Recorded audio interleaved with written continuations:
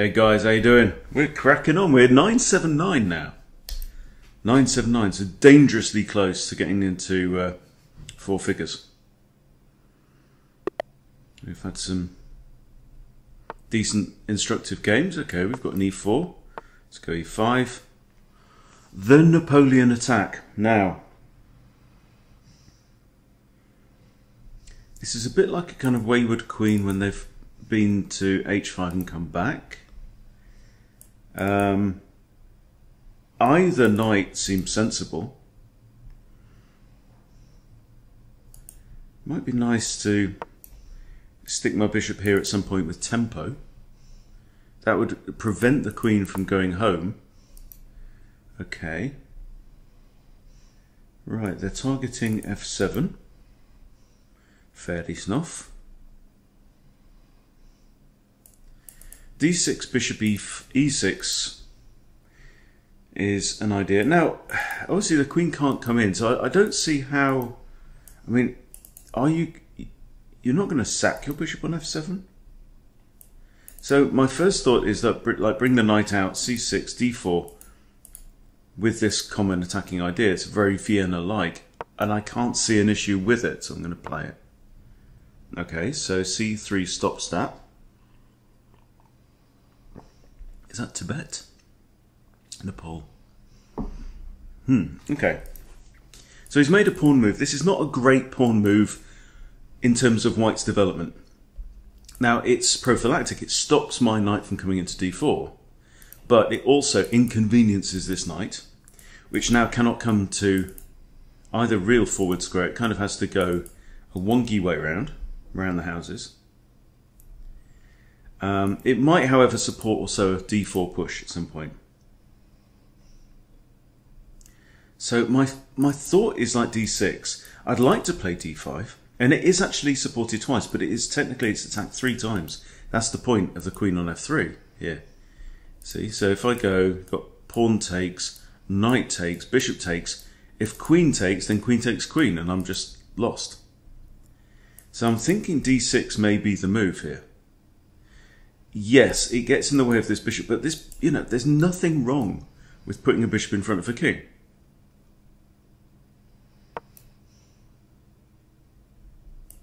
So this will allow me to put my bishop here, which then means, let's just highlight all the squares where the queen can't go.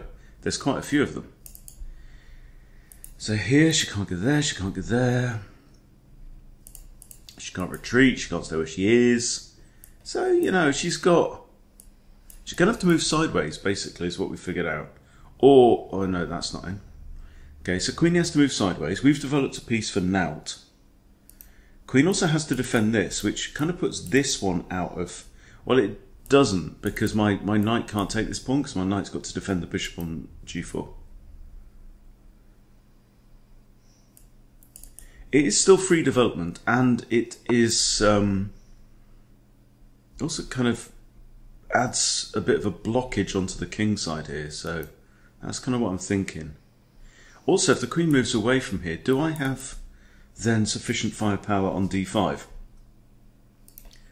Unless she goes to d3, of course.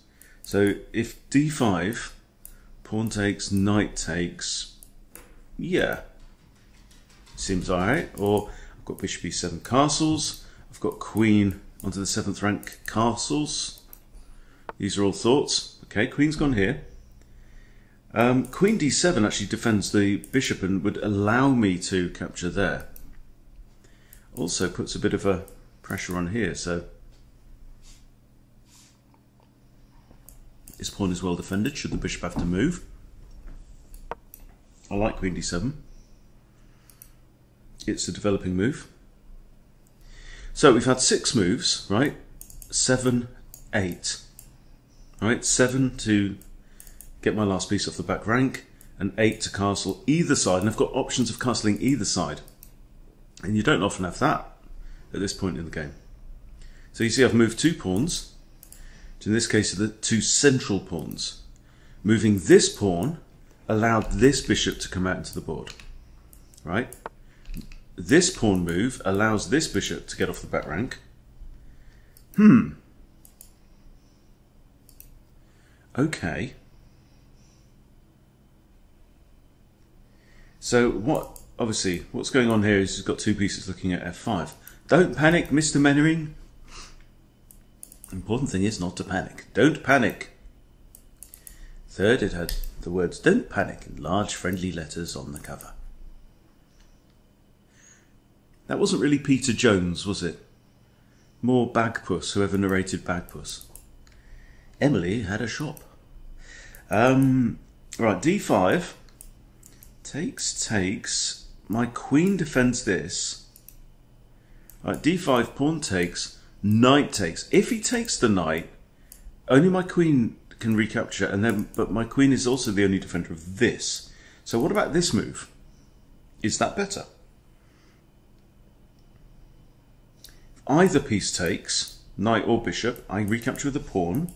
I have a triple central pawn thing going on, and queen still defends the...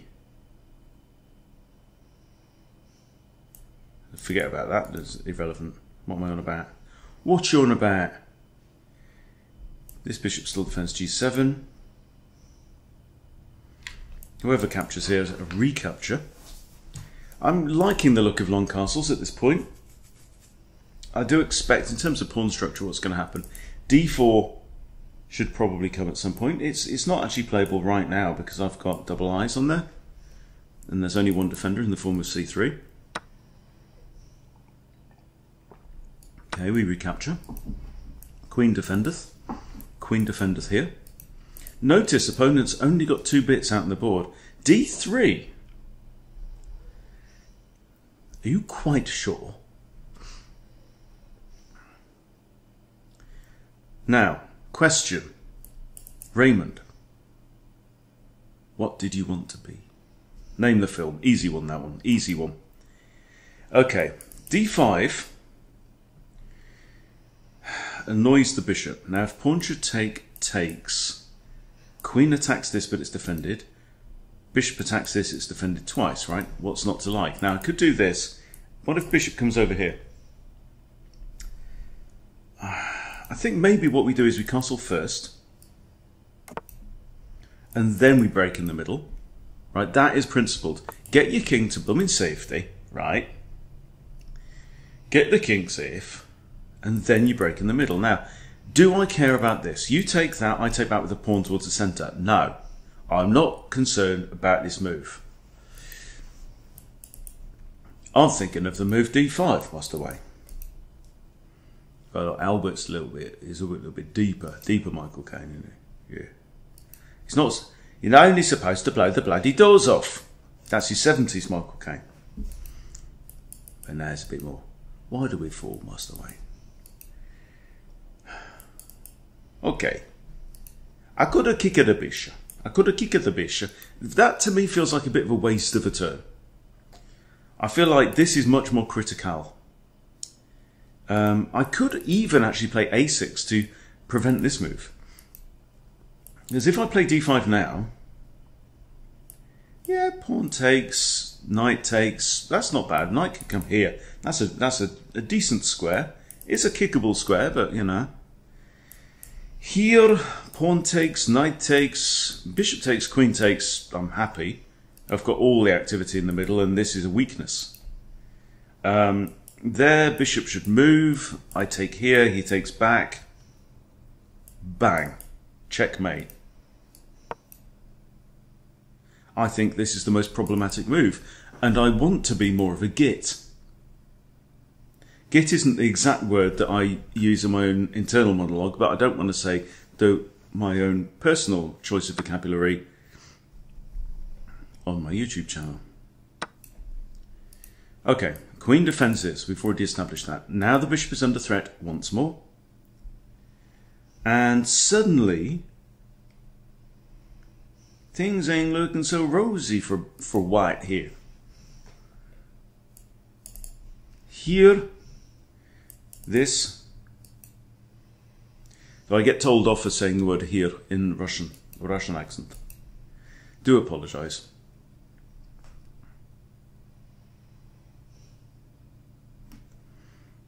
It's morning coffee, that's what it is, you know, just makes me giddy. You want to take this knight? I take back. This pawn is technically undefended, but then bam, bam, bam, bam. Yeah, rook e8. I also have ideas of this. I kind of like this. Now the queen was looking at g7, but ain't looking at g7 no more because of that bishop. So I'm kind of liking this move. What do we think about this move? I think me like this move.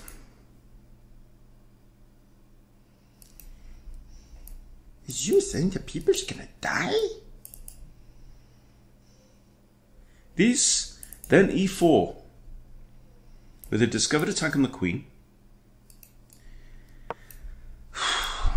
This just looks like, you know, sometimes you just look at a position and go, yeah, man, solid position. Queen defends this. Right, and one thing that we've got going in our favour is coordination. Let's go back a move, right? Everything is defended.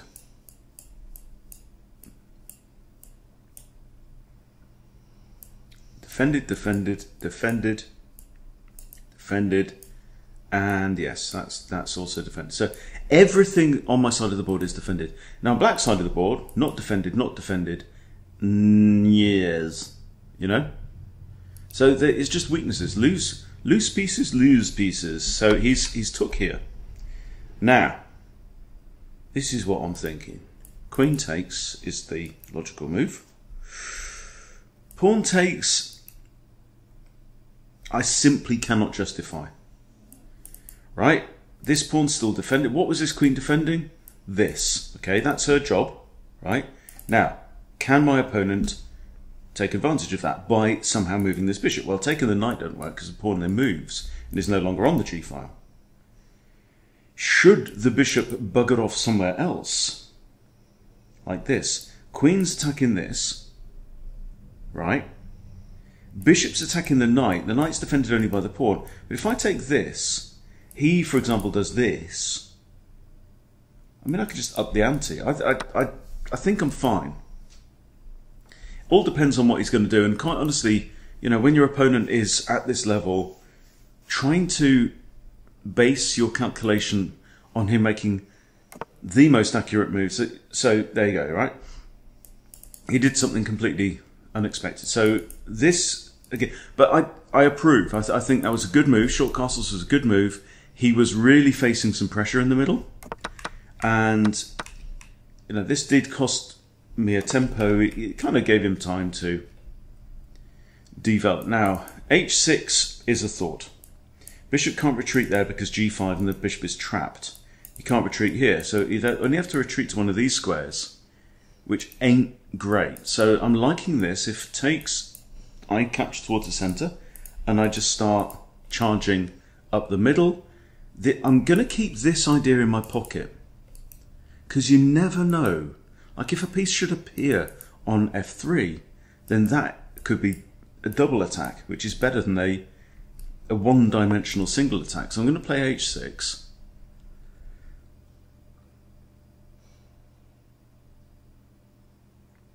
Opponent is not using an awful lot of time. He's only used just over a minute. So that's 14 moves. So that means he's had over 2 minutes back. Yeah, so he's used 3 minutes. That's not enough. You know what I mean? If you're going to use just over 3 minutes to get to this point in the game, you should be playing a 10-minute rapid, not a 15 plus 10. Just saying. Okay, and now the bishop has retreated to here, where it is somewhat toothless. Yes, it's looking at the pawn here, but if the bishop should take this pawn, b6, king b7, bishop's lost. So I'm not going to waste time, I don't think, by putting my king on b8. No. Now, but what is more important is the g7 pawn hangs.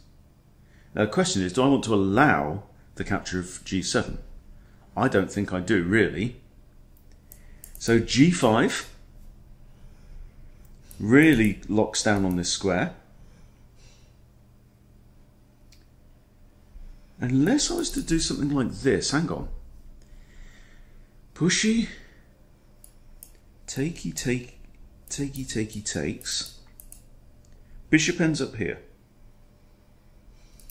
Hang on, pushy, takey. Oh. And isn't there our double attack? So it's not an e4 attacking f3. This, if you take, hang on, you take takes. I'm attacking the bishop and the queen. Sunday, Monday, happy days. Tuesday, Wednesday, happy days. And also, hasten to add, this pawn could prove somewhat poisoned, because also remember, it is also on the same file as his kingliness. And my queen is gazing down g7. And that, my friend, is what we call curtains. How long did he spend over that move? 5.8 seconds. Not long enough. Right. Thank you, buddy. I'm on 988 now. Good game, good game.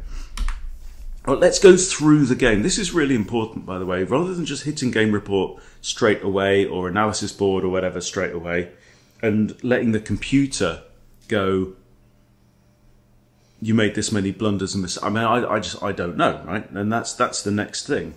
That's the polishing. Much better, I would say, to run through the game again and try and understand within the limits of your own understanding, your own knowledge of the game, why was the game won or lost? Okay, so let's go through it. Okay, so this first up is a general no-no, right? The Napoleon attack. It's a bit like the Wayward Queen, in that White needs to be really careful that this queen doesn't get kicked all over the park, losing a bunch of tempi. So I develop a knight which puts eyes on this pawn and just kind of generally blocks lines around the king side. Bishop comes out, and now there's no f7 mate idea, and I'm also not convinced by any bishop sack. Why? Because there's no follow-up check. Queen can't come here because the pawn's in the way, can't come here because knight takes.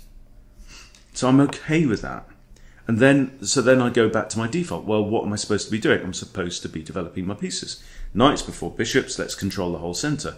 Right, now I have control, having developed both knights, over all 4 squares in the center. And that is no bad thing. Bishops can move, they can enter the game later, they can wait a lot longer. This was a prophylactic move. I'm not entirely convinced by it. I think if he'd followed up with d4 later on, it would be more justified. So yes, he's stopping my knight from coming in here with ideas of attacking the queen, attacking the c2 square with a fork. Yeah, on king and rook. But your job is to be developing at this point. Now you want to stop my knight from going there.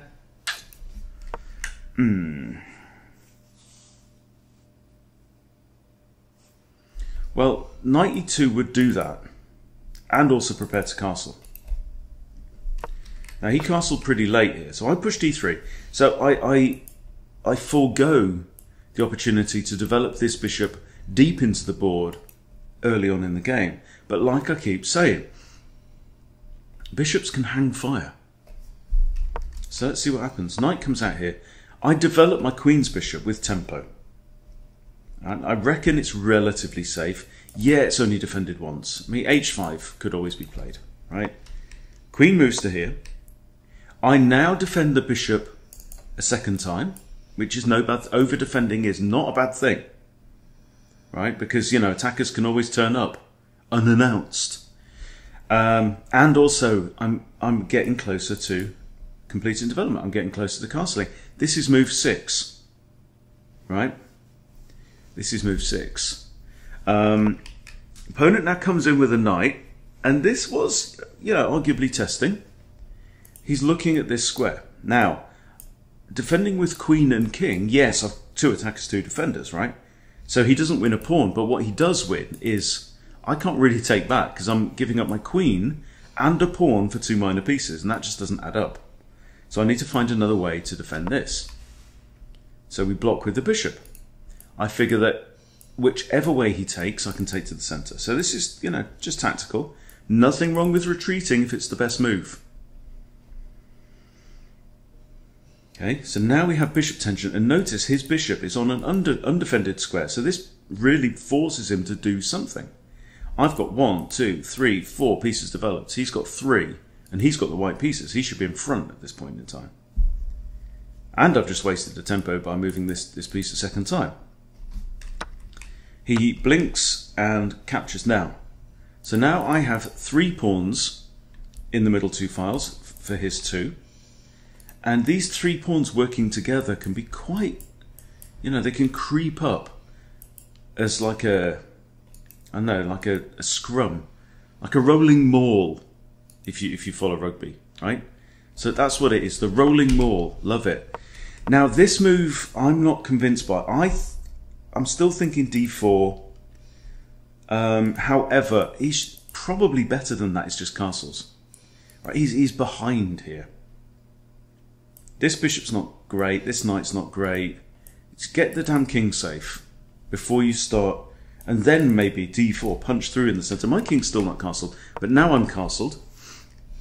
Now he comes out, pins the knight, blocks the queen's attack on there, which liberates my bishop, and now I decide to break in the centre. Why? Because my king is castled and his is not. Let's force the issue in the centre. He goes here. I develop my final piece. Right, this is admittedly move 12. I was ready to complete. This is completing development. We know this because the rooks can see each other, which means that all the other pieces have left the back rank and the king is castled. Right? Normally, I mean, sometimes you have to castle by hand. So the quickest you can complete development is move 8. This is move 12 because we've had a little bit of jostling, pushing and shoving in the middle of the board. Right, he now takes. I don't know if that really makes sense, because what this bishop is doing is it's pinning this knight down. This knight's got nowhere to go. Right, this knight even thinks about moving, then the game is lost. So you might as well just keep that there, right? Why blow away the tension? Develop castle, something like that. I think we'll see what the machine says in a minute. Okay, queen recaptures there, and you remember we talked about this, right? The potential of a discovery on the queen. But I said I'm keeping that in my pocket. I'm going to hold on to that. I hit the bishop, bishop comes back, attack here, and this is it. This is the key thing, right? And I thought for a minute 16 over that. I've got 6 minutes 22 seconds left. He's got nearly 14 minutes left of a 15 plus 10. And I knew if he takes and I recapture, then I'm attacking 2 pieces at once. Now, what he could do, actually, if takes, he has this, doesn't he? He does have that. But then I guess I can take with the bishop takes, at least rook takes, and without thinking, without even having a proper look at the board, put it that way, 5.8 seconds, he captures the pawn. Oh, look, a free pawn. Oh no, my queen resigns. Okay, so let's grab the pagan. Give me pagan. And we go over to the anal cyst board and pop in the game. Okay, hit game review.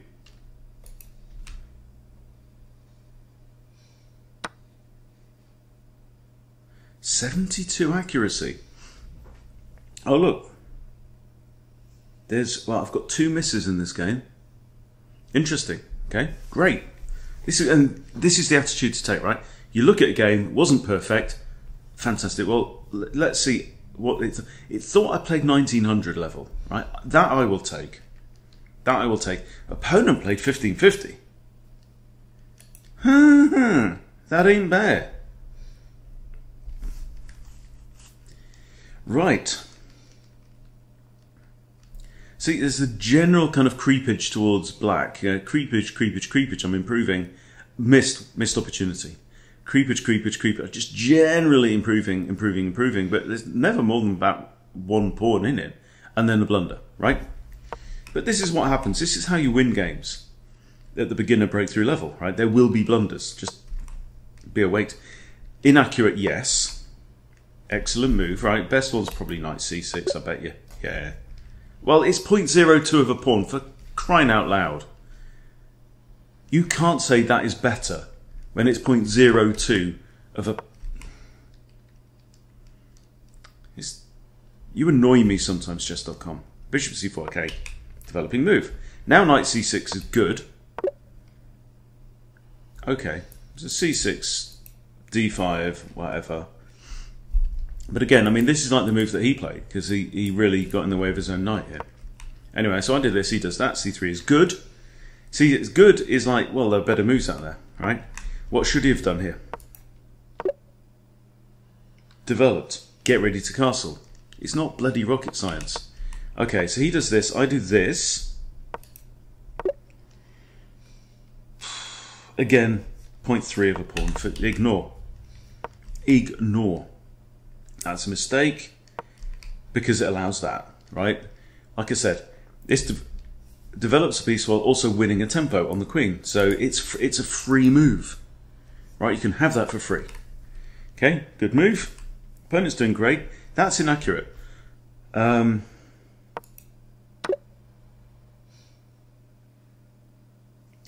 0.3 of a pawn.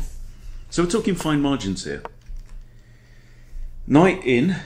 Not great. Best move would have been kick the bish. Okay. And that's a miss. Should have played that. Why? Now this is significant because this is 2 pawns difference.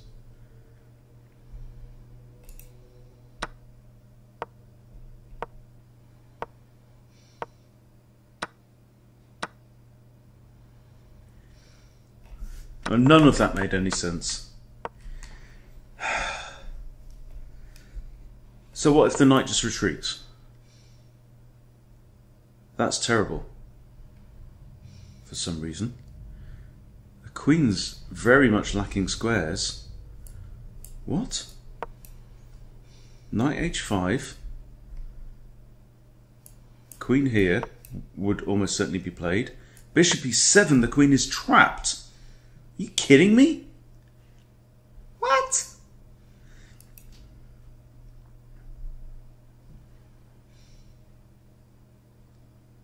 She is, you know.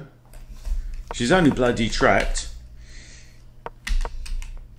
So anyway, missed. I mean, this is the thing, next thing to ask is, should I have seen that? Well, no, because right now the queen can go here. But if here... Yeah, you know what, it's not beyond the realms. Knight could have gone back there, yes. But if knight comes back here, then the queen is indeed trapped. She only has one square in this. That is not outside the realms of what's in my ability to calculate. Okay, so I accept this from the fish. Anyway, so that's not what I did. And we have a kind of equal. It says equal right now. It says white's doing fine here. I didn't feel like white's doing fine. And now d3 is best. Weird. And d4 isn't in the top 3 list. d3 is best. Well, bugger me. Knight a5 attacking the bishop. This is a very common idea, you know, when you've got a bishop on this side of the board trapped in by its own pawns. Use this knight to cover these squares and try and win the bishop. You see this very often in the Vienna. You see it in a lot of openings. The computer does seem to favour bishops a lot. Okay, this is inaccurate. h6 to kick the bishop. Oh, for God's sake, it's 0.03 of a pawn, fishy. Get a grip. Right? Opponent's playing a lot of good moves, has to be said. Castles. Now it doesn't like that move. h6 is good.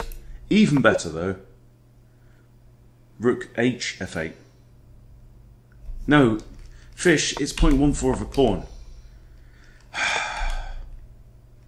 And that's a mistake.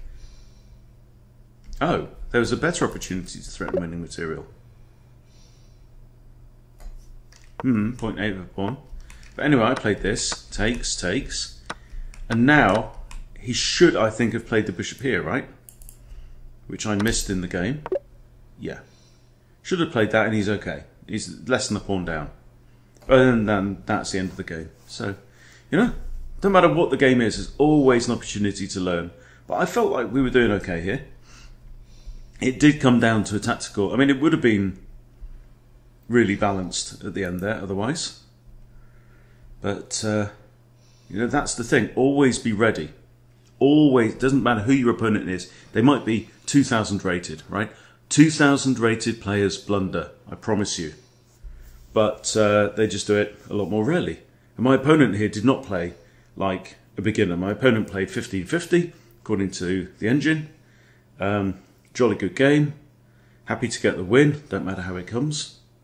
But that's it. So yeah, thanks everyone who's said really enjoying this series, getting a lot out of it. I really do. I'm a big fan of speedrun series. Right, I've seen lots of people do it. John Bartholomew's done some great ones. Obviously, Naroditsky's got a series of speedruns. Simon Williams, Ginger GM, has done a bunch of speedruns as well. Don't know who else. Who's done? I think Chessbra as well. I think Amon Hamilton has done that interesting one, kind of building habits. It's an interesting one. So you know, all worth watching. But the idea of seeing what players around your level do wrong is great, and what do you have to do in order to beat them, right? That's what everyone wants to know, because the majority of players on chess.com are like below 700 right now. It used to be about 850 was the median. Now it's quite a bit lower because so many new players have come on board, which is great. So yeah, this is what people want to know.